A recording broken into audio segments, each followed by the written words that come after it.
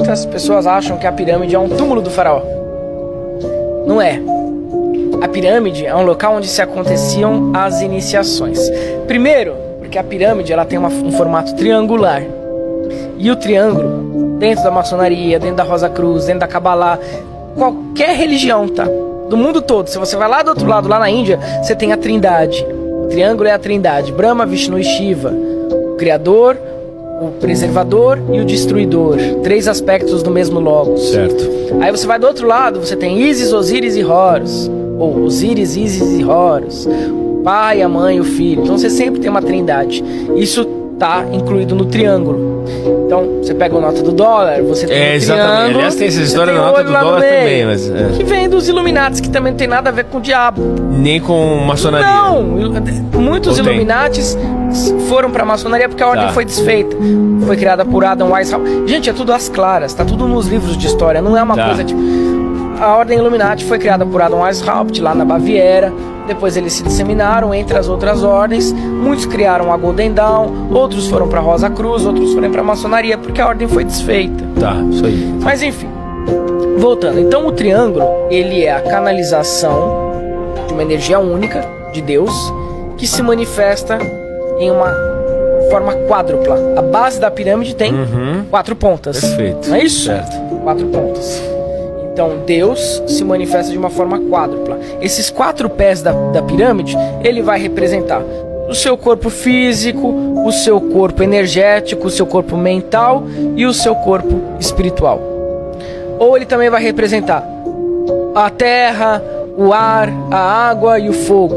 Ou ele vai representar as 4 direções. Tudo que tem 4 tem a ver com criação. Então, algo só pode surgir a partir do número 4, porque aí significa estabilidade. Então, Deus criando a quadruplicidade universal. Uma base sólida. É isso que significa a pirâmide. Um ponto, que é o todo, que é Deus, um ponto não tem dimensões, irradiando para 4 pés, ou seja, algo sólido, um mundo, um universo. Bom, tá, por isso foram construídas as pirâmides. Senão ela canaliza essa energia do alto e manifesta no plano físico. E pirâmides tem um monte de lugar do mundo. Exatamente, né? A pirâmide Egito, e a pirâmide ela tem essa capacidade de curar, porque ela traz energias lá de cima e manifesta no plano físico. Além disso, sacerdotes eram iniciados, os Keri-Rebs do Antigo Egito iniciavam as pessoas que eram dignas nos mistérios dos cultos antigos do Egito Antigo, que vinha da Suméria. Então as pirâmides não eram só sarcófagos, aconteciam rituais dedicados ao deus Osíris, aquele que renasceu. O mito de Jesus vem daí. O Deus renascido, sacrificado e renascido, vem daí. Então nós passamos por essa fase osiriana, onde você atingia a Deus através do sacrifício. Hoje nós já estamos em outro Aion, que é o Aion de Horus. Por isso que não faz mais sentido o sacrifício. Mas nessa época passada fazia sentido. O deus ele se sacrificava, aí você tem o mito de Sete devorando Osíris, todo desmembrado. E aí Ísis recompunha todos esses pedaços, só não dava para recompor o falo. Mas depois a gente fala sobre o falo. Não, legal. Enfim, as pirâmides então, elas traziam esse culto de Osíris. Então elas pegavam o cara que ia ser iniciado. Isso acontece até hoje na maçonaria, não posso falar muito. Pegava o cara que ia ser iniciado e aí colocava ele numa situação de morte. Como se ele fosse induzido a acreditar que morreu. Situação de morte é o quê? Deitado, fica ali quietinho, morreu. Eu não posso entrar em procedimentos.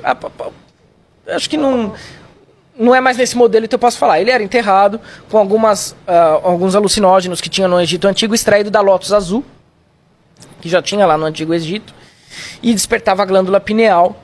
E aí o cara era enterrado e induzia-se ele a acreditar que morreu. Pra quê? Pra ele sair do corpo, ver o desdobramento e acreditar, de uma maneira forçada um pouco, na vida pós-morte. Isso era uma iniciação do Antigo Egito que acontecia nas pirâmides. Por isso até que os egípcios mumificavam os mortos. Não é porque eles acreditavam que ia voltar para aquele corpo, mas acreditavam que tinha um período para a alma se desvencilhar do corpo físico. E por isso preservava-se o máximo possível para que a alma também tivesse um tempo bastante proveitoso para se desvencilhar aos poucos. Né? Então, olha que interessante. Eles eram iniciados nessas pirâmides, principalmente na pirâmide de Gizé. Né? E esse culto mantém-se adiante, esse culto das pirâmides, pelo Akhenaton. E isso continua, essa sociedade iniciática, desde os antigos egípcios. E aí isso passa para a Grécia através de Pitágoras, que conheceu esse culto. Tanto que você tem a escola de Pitágoras como uma grande escola de ocultismo, de cabala dos gregos e de numerologia. Você tem a numerologia pitagórica. Depois isso passa para Roma através de Plotino e por aí ganha o mundo. Vai para a França, vai para a Alemanha. Se você reparar na França, é cheia de simbolismo. A França é altamente maçônica, a Rosa Cruz. O primeiro manifesto da Rosa Cruz aparece nas ruas de Paris, né, durante o século XVII. Então ali que a ordem se revelou. Mas antes a ordem já vinha mantida em segredo desde o Antigo Egito. Então, tá tudo Paris interligado. Tem aquele símbolo, né? Você conheceu as catacumbas? Não. Mas é sensacional. As catacumbas, se você entrar nas catacumbas de Paris, eu fui e eu percorri com a Raquel o trecho que a autoridade francesa deixa a gente percorrer.